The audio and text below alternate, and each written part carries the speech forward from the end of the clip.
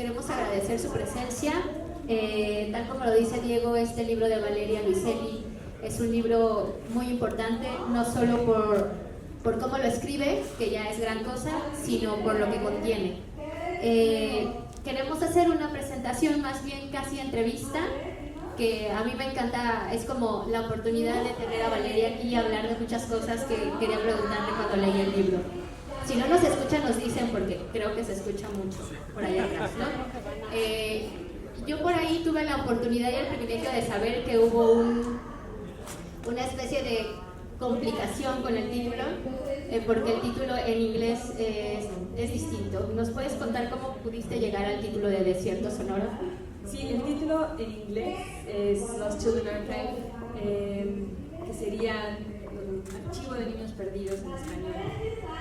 Pero mi libro anterior en español se llama Los Niños Perdidos. En inglés ese libro se llama Tell Me How It Ends. Es un ensayo de migración que escribí originalmente en inglés después de trabajar en la corte durante un tiempo como traductora e intérprete. Lo escribí primero como un ensayo, un breve ensayo que denunciaba de manera muy directa la situación que yo estaba presenciando en la corte. Yo se lo mandé a Diego y Eduardo Rabas en Sexto Piso para que me ayudasen a encontrar una publicación, alguna revista o espacio donde publicarlo como un ensayo. Pero ellos lo leyeron y me sugirieron, en contra sugirieron más bien publicarlo como un libro. Y yo primero me resistí un poco porque no sentía que tuviese fuelle de libro realmente, ¿no? Yo lo concebía como un ensayo, era un ensayo, de hecho en ese momento bastante más corto. Y tuvimos una reunión en México para platicar de esto, una reunión que iba a ser una reunión muy seria en Sexto Piso, pero que se transformó en una reunión en una cantina de la Roma, sugerida por Diego, si no me equivoco, en donde al cuarto tequila me habían convencido de que yo era una traidora a mi madre patria, a mi madre, a la Virgen de Guadalupe y a todo mi país por haber escrito este libro, Tell Me How It Ends, en inglés y no en español. Entonces, bueno, yo que tiendo a la culpa, sintiendo culpable por lo que sea, acabé firmando una servilleta comprometiéndome a reescribir en español todo lo que os hace escribir en la lengua del imperio. Y así hice. Escribí Los Niños Perdidos, reescribí Tell Me How It Ends como Los Niños Perdidos. No le quise poner un título en traducción directa del inglés porque hubiese sido la traducción directa Dime cómo acaba Valeria Luiselli, lo cual pues pensé, me estoy poniendo de pechito para una cantidad de burlas y demás, entonces le puse Los Niños Perdidos.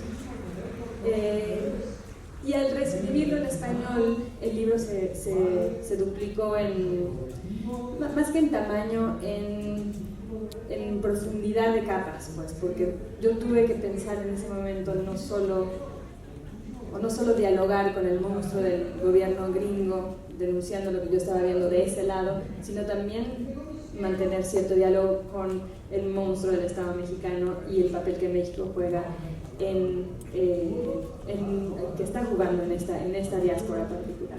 Sí, te lo preguntaba justamente porque cuando yo lo leía me preguntaba ¿quién es el Desierto Sonoro? Los protagonistas, Estados Unidos, México, la situación de los niños. Pues todo, bueno, nada más para terminar el tránsito de Los Niños Perdidos a Desierto Sonoro. O sea, yo no quería dos libros que se llamasen Los Niños Perdidos, ensayo, y luego Archivo de Niños Perdidos, la novela. Me parecía que se prestaba una confusión innecesaria y estuvimos un buen rato dándole vueltas a posibles títulos en español. El peor error que puede cometer un autor o autora es socializar la pregunta de cómo le voy a poner este título o a este hijo también, ¿no? Es como si le das a los demás digamos, la pregunta, se hace un desmadre y a nadie le gusta lo mismo. Cometí ese error y durante un tiempo estuve dando vueltas en círculos, no sabiendo qué título, hasta que Desierto Sonoro emergió y me gustó mucho como título, quizás incluso más que el título en inglés, fíjate, me gusta más Desierto Sonoro. Y en parte me gusta por la ambivalencia que encierra, ¿no? Un desierto sonoro puede ser un desierto colmado de sonidos, que es sin duda espacios que el libro registra, pero también puede ser un espacio vacío de sonido, ¿no? Un desierto sonoro. Estamos en un no desierto sonoro en este momento. Y se refiere a ese espacio no a un país en particular, sino a un corredor migratorio, a una región geopolítica, pero también a un espacio extraterritorial en algún sentido, ¿no? Que es el espacio de quienes se desplazan de un lugar a otro, ¿no? Y la novela va documentando como en círculos concéntricos el espacio de intimidad de una familia que cruza un país en coche, el paisaje directamente delante de ellos, a veces hermoso, a veces desolador, ¿no? A veces van cruzando por un Estados Unidos como vaciado de sentido, como en ruinas y abandonado, y luego, digamos, un tercer círculo concéntrico que registra el libro, que es lo que está ocurriendo en la frontera entre México y Estados Unidos, que es la frontera, pero es al mismo tiempo como el corazón de ambos países, ¿no? Como el corazón en tinieblas de ambos países, y registra esa realidad no de manera directa, sino a través de las voces que llegan por la radio o por los periódicos abandonados en diners en Oklahoma, y luego registra el viaje de 7 niños a bordo de un tren migrando hacia un norte imaginado. Y también registra, digamos, las dos voces principales, y yo te quería preguntar si siempre tuviste claro que la parte en la que se iba a narrar la historia de estos niños perdidos iba a ser la de un niño, o cómo llegaste tú a ese proceso. Siempre supe que necesitaba tener la voz de un niño o niña en la novela, porque la novela, digamos, una de las intuiciones que fueron parte del semillero de la novela, tenía que ver con preguntarse cómo es que nos pasamos historias intergeneracionalmente, ¿no? Cómo articulamos el mundo en un ejercicio narrativo constantemente y les pasamos a la siguiente generación esa articulación, esa narrativa del mundo, esa serie, cúmulo de mitos fundacionales, y como esa siguiente generación lo desarticula y lo vuelve a articular y nos lo entrega de vuelta, quizás con más lucidez y claridad de la que nosotros tenemos a veces, ¿no? Entonces yo sabía que tenía que haber un movimiento generacional, ¿no? O sea, una voz o una mirada más que una voz que registrase el mundo como para sus hijos, ¿no? Que estuviese documentando el mundo como para tratar de hacer sentido de ese mundo, para explicárselo a sus hijos, y luego una voz de esa otra generación que devolviese una historia distinta, quizás más lúcida. Lo que no sabía es si debía de ser... en el coche viajan un niño y una niña, un padre y una madre. La niña tiene 5 años, el niño 10, y yo no... Intenté jugar con la posibilidad de que fuese la voz de la niña de 5 años la que narrase, pero no hay manera de... Bueno, hay manera quizás, pero yo no encontré la manera de hacer eso de una manera que fuese interesante literariamente y que no convirtiera la voz en una cosa solo no sé, solo cute, pues. Es muy difícil reproducir la conciencia de un niño y sostener una narrativa de un niño tan chico, ¿no? Mientras que la conciencia de un niño, digamos, ya entrando a la adolescencia, es un claroscuro más interesante, lo fue para mí, de explorar, porque en ese claroscuro hay una aspiración a ser más grande de lo que se es, y luego ese tendedero se cae de vez en cuando, ¿no? Entonces me interesaba explorar de esa manera la voz del niño. Vale, nos dice que tenemos poco tiempo, y de todas las preguntas que te tenía, quiero centrarme en esta. La novela de Valeria está cargada de muchísima ternura, a pesar de las historias tan fuertes que cuenta.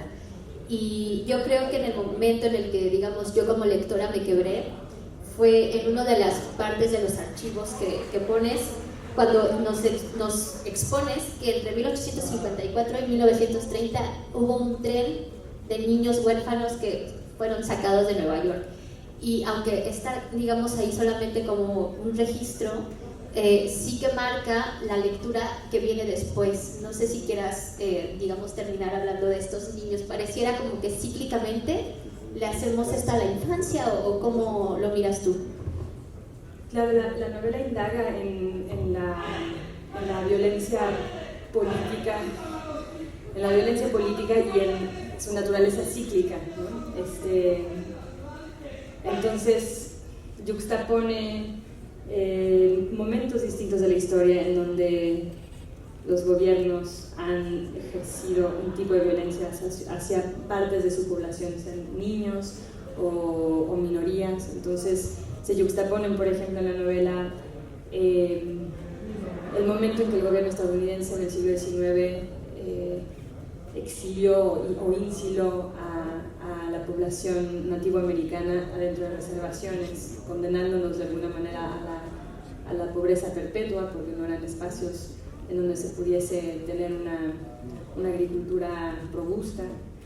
Y luego, por otro lado, el momento actual en donde el gobierno estadounidense está o bien deportando o encarcelando a las personas del continente, la mayoría de ellos o indígenas o mestizos que llegan de Centroamérica a pedir asilo político, y en vez de recibir asilo político son, digamos, desaparecidos adentro de estos centros de detención.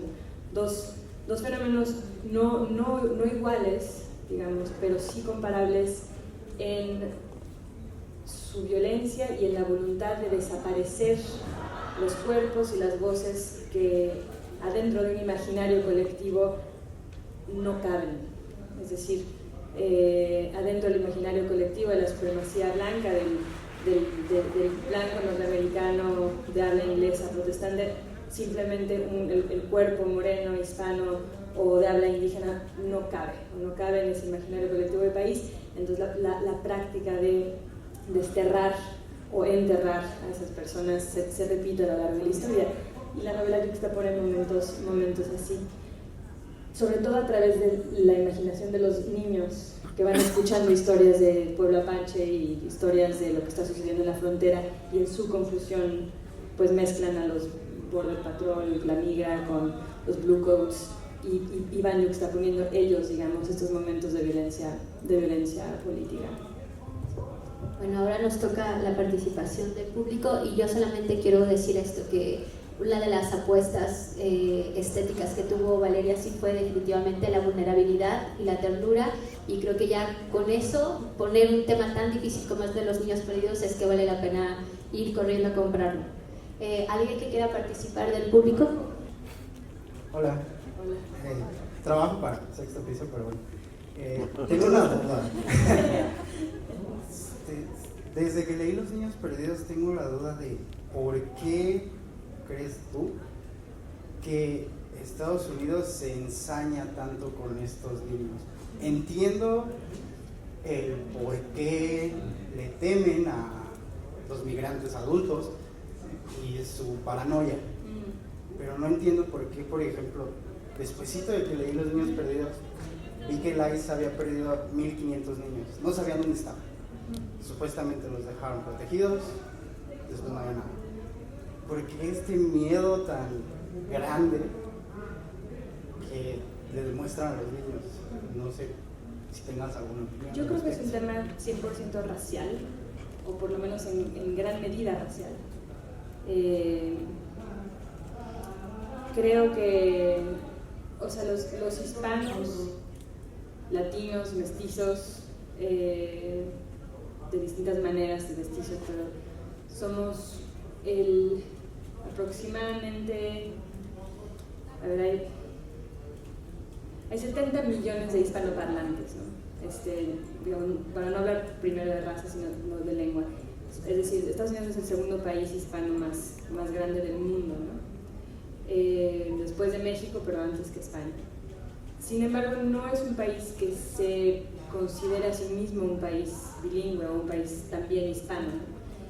Y yo creo que pasa lo mismo en términos raciales, es decir, se considera un país primordialmente blanco, lo es numéricamente aún, not for long, en donde hay como minorías, ¿no? O sea, como que en el imaginario colectivo esto es Estados Unidos, esto es un estadounidense, y bueno, hay minorías que tienen mayor o menor grado de aceptación en ese teatro de la pertenencia que es el nacionalismo, ¿no? Y en ese teatro de la pertenencia que es el nacionalismo, los hispanos y los mestizos y los indígenas tienen sin duda históricamente un rol que no corresponde con la realidad, que es el rol de presencia extranjera, invasiva. Y digo que no corresponde con la realidad porque desde la fundación del país ha habido gente hispana. Pues el país se fundó cuando todavía había poblaciones hispanas, sobre todo en la parte del sur. Entonces es una narrativa, un mito fundacional de un país basado en un montón de mentiras, entre ellas esta. Yo solo tengo una curiosidad. Sí, se puede parar por eso, pero la otra señora. Buenas tardes. Después. Yo leí también Los Niños Perdidos y tengo una pregunta sobre cuál fue la situación para los niños centroamericanos o mexicanos inmigrantes en tiempos de Obama. ¿Fue igual o no? La administración de Obama, el gobierno de Obama, sin duda sentó las bases para el horror que se está viviendo hoy, aunque no llegaron tan lejos en sus políticas xenófobas y sobre todo no publicitaron la violencia de su administración como la actual lo publicita. O sea, parte del gobierno de Trump es publicitar como por medio de shock politics cualquier tipo de violencia contra la población migrante. Obama, por ejemplo, la administración de Obama construyó un largo pedazo de muro del cual se habla poco, ¿no? Nunca hizo autopublicidad Obama del muro que él tendió entre México y Estados Unidos, que corresponde sobre todo a la parte del sur de Arizona. El muro, la gente que vive ahí le llama Obama's Wall, ¿no? Pero el país no está muy consciente, digamos, de la existencia de esa parte del muro. Y en términos de políticas migratorias con esta diáspora, lo que hizo la administración de Obama, que sentó, digamos, el primer precedente para lo que está ocurriendo hoy, bueno, varias cosas. Uno fue acortar el número de días que los niños tenían para encontrar un abogado que les defendiese la deportación. Acortaron el número de 365 a solo 21. Entonces aseguraron de esa manera poder deportar a los niños más rápido, porque sin un abogado era prácticamente imposible que un niño se defendiese ante un juez que lo estaba juzgando por haber migrado sin papeles y tendiéndole una orden de deportación. Eso por un lado. Por otro lado, en el periodo de Obama se empezó a encarcelar a más gente, no niños todavía tanto en ese momento, pero encarcelar a más personas que habían migrado o tratado de migrar más de una vez. Entonces se empezó a generar una relación, un vínculo muchísimo más estrecho entre el sistema carcelario y el sistema migratorio. Hoy en día, mientras en la época de Obama había 2.000 niños en centros de detención, esperando como en un limbo ser deportados o ser integrados, pero nunca más de 2.000 según números oficiales. Hoy en día son más de 14.000 niños. Entonces, eso que empezó en la era de Obama, sobre todo en el vínculo entre el sistema carcelario y Homeland Security y ICE, los dos brazos, el brazo de gobierno y su agencia que están dedicados a procesar o cazar migrantes, se ha vuelto mucho más estrecho. Y le dieron el Premio Nobel de la Paz.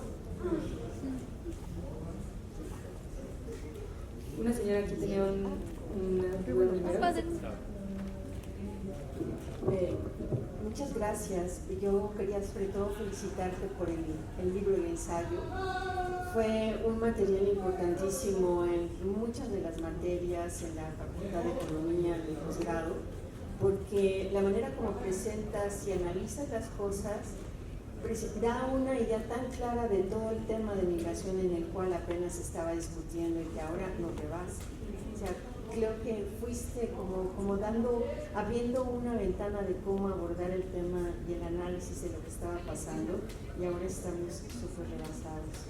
Pero yo quería también hacer un comentario sobre la novela, porque bueno, leí de los niños, eso me llevó a leer también la novela de los niños del tren que se llevaron de Nueva York hacia el centro del país, bueno, que no es tuya, pero otra novela, y porque realmente captas tanto la atención y creo que casi no puedo soltar el libro. Quiero saber qué es lo que va a pasar al final, pero eso pero no te lo puedo preguntar.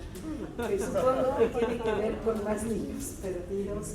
Entonces, ¿qué es lo que estás pensando para lo siguiente? Te digo, bueno, brevemente, porque estoy todavía en un momento muy inicial de trabajo, pero quiero hacer una pieza sonora sobre la violencia hacia la tierra y hacia el cuerpo femenino en la zona fronteriza de México-Estados Unidos, como una historia de la violencia, relacionando, por ejemplo, la violencia hacia el cuerpo femenino con las minas a lo largo de la frontera, minas de cobre, minas de plata, sobre todo esas dos cosas, a partir de 1853 hasta hoy.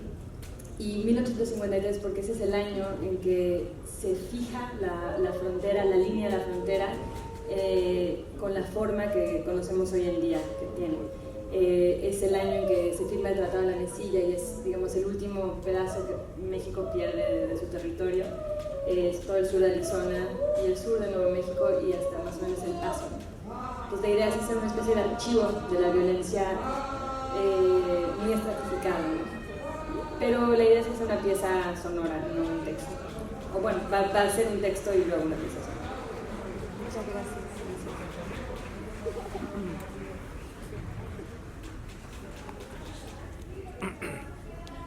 Yo tengo varias preguntas. La primera y rapidísima es, ¿tú crees que la narradora femenina tiene como esta construcción del amor romántico y que su actuación es reactiva en lugar de proactiva? Es decir, a partir de lo que el marido decide, ella decide su camino. Esa sería la primera. La segunda, ¿tú consideras que toda esta intertextualidad planteada a lo largo de todo el libro y hacia muchas disciplinas, ¿no? Música, pues literatura, fotografía, artes gráficas en general, tenga o le reduzca el público al lector a tu libro? Es decir, que el lector esperado debe tener cierto bagaje cultural para acercarse al libro de una manera más intensa o completa, no sé.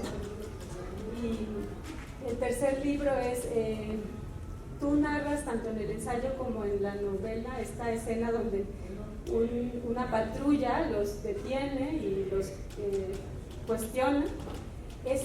¿Tú has sentido eso? Eso como amenaza, discriminación, que creo que es una escena así muy violenta. ¿Tú la has vivido? Así como la describes ahí. Bueno, empiezo por la primera. Sí, gracias. Y bueno, no, empiezo por la tercera.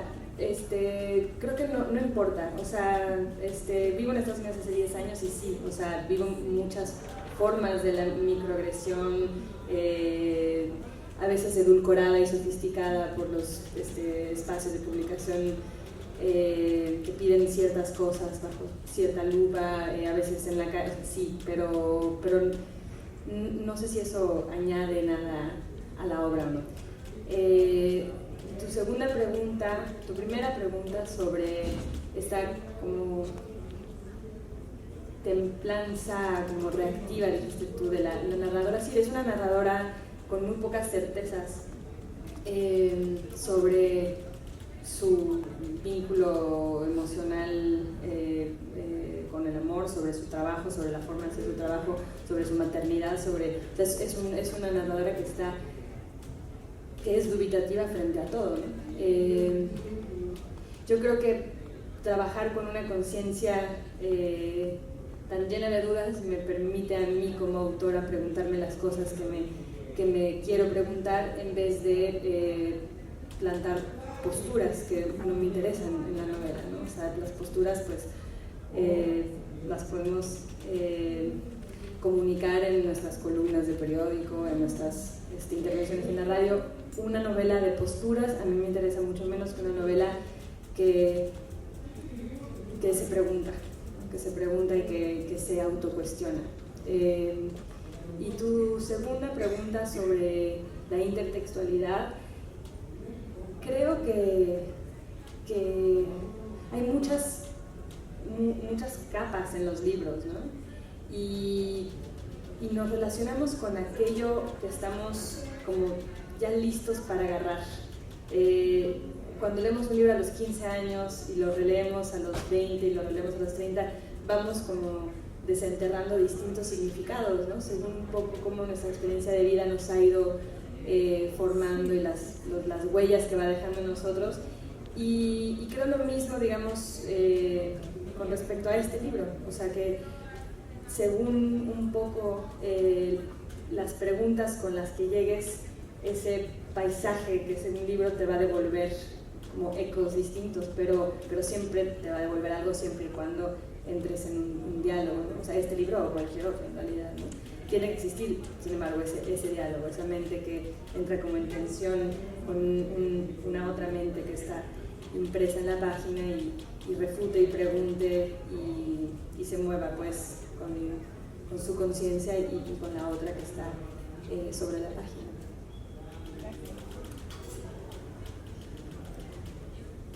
Bueno, si ya es todo, yo los quiero felicitar por su templanza, su paciencia, su aparente concentración. Muchas gracias por todo. Gracias, Brenda. ¿Nadie más quiere preguntar algo a Valeria? Tenemos un poco de tiempo. Oh. Bueno, muchas gracias. Y yo quería preguntar sobre la novela y ficción como una herramienta para enfrentar asuntos de justicia social como la migración y otras injusticias parecidas. Y como tú, como autora, ¿cómo la usas como para contar historias que potencialmente pueden hacer un cambio social? Creo que las novelas o las novelas que a mí me gustan de manera tan instrumental, es decir, como un medio para un fin preciso, porque precisamente se pierde como esta ambivalencia, yo creo, necesaria para que otra mente entre en una conversación real, si no es solo monólogo, solo postura, y lo viví muy íntimamente en el proceso de escribir esta novela, porque estaba trabajando en la Corte de Migración como traductora e intérprete en ese momento y al mismo tiempo escribía la novela, y entonces empecé a usar la novela como un vehículo para, bueno, primero como un depositorio para, o sea, donde vaciaba yo como mi frustración política, mis dudas, mi rabia, y luego incluso también los testimonios mismos que escuchaba en la Corte, como que los empecé a transferir a la escritura de esa novela, hasta que me di cuenta que la estaba cagando, porque pues estaba escribiendo una novela ilegible, en el sentido de sin ninguna porosidad, no dejaba respirar la prosa, era solo, ¿no? Como un medio para un fin. Entonces dejé de escribir la novela y escribí Los Niños Perdidos, que es un ensayo breve del que hablé al principio, que sí es una denuncia muy directa de la situación que yo estaba atestiguando en la Corte. Y ya que escribí ese libro pude regresar a la novela y no sentir que tenía que ser un medio de denuncia. Si la novela si una novela después de ser escrita tiene una incidencia política o no, bueno, es como decisión de los lectores y de la época un poco, ¿no? O sea, las circunstancias, el contexto en el que cae un libro y la manera en que se lee dado ese contexto. Pero creo que no se puede escribir pensando en generar una incidencia o generar una huella de esa manera. Creo que la ficción implica generar un espacio pues, que sea habitable, ¿no? Un espacio donde hay gente viva, ¿no? Donde hay gente que hace pipí, gente que se pelea, hay gente que tiene hijos y gente que se divorcia, y no un espacio donde entras a que alguien te hable como yo estoy hablando ahorita con un micrófono. No puede hacer esa reflexión. Pues ahora sí, muchísimas gracias a todos por estar aquí. Sí, gracias a todos.